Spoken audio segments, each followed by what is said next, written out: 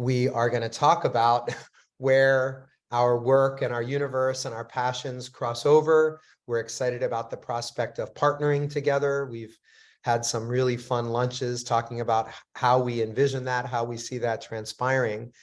But I think when you and I are preparing for this, we both thought that it would be helpful to go a little bit into the, let's say, the challenges that we're both seeing in our respective space. So what I would answer, what is the challenge of DEIB work now, diversity, equity, inclusion, and belongingness, is just the fact that I had to use 4 letters in an acronym.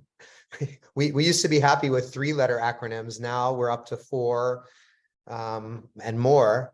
Is that every practitioner, diversity and inclusion practitioner that I've ever worked with who's still in the game, they've had to evolve with each of those letters being added to the acronym. That to say what is the challenge of the work that I do, there is no answer. It actually depends on whether you're focused on representation of the workforce in 2023. That's a very different conversation about the challenges of how equity and our approach to equity is approaching representation. We still in 2023 are looking at underrepresentation of women and people of color in almost every organization at the upper levels of the organization. So we're 35 years, 40 years into this journey, and we still haven't conquered representation. We started talking about inclusion around the year 2000, and we had this ideal that we could fully leverage the talent of everybody if we transformed the culture.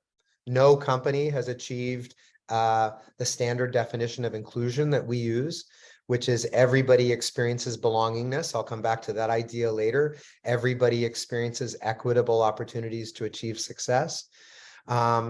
It actually, if there's a challenge, it might be similar to what you said, that communication has always been there as the core challenge and opportunity for us to get better at.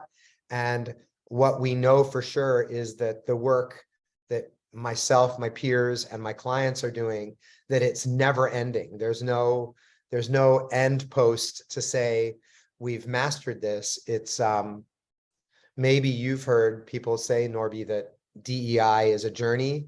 And one of my mentors impressed on me that usually a journey has an ending, unless you're a wealthy person on a around the world cruise and they just keep changing each year where they're cruising to.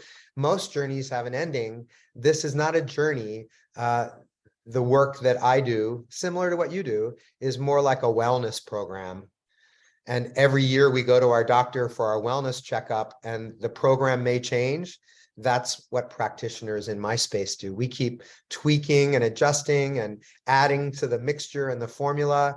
And it's one of the hardest things to do, is to take a traditional culture and make it a truly representative and inclusive culture where everybody belongs. It's hard stuff. And that's what I love working with our clients to help them along the way to make that happen.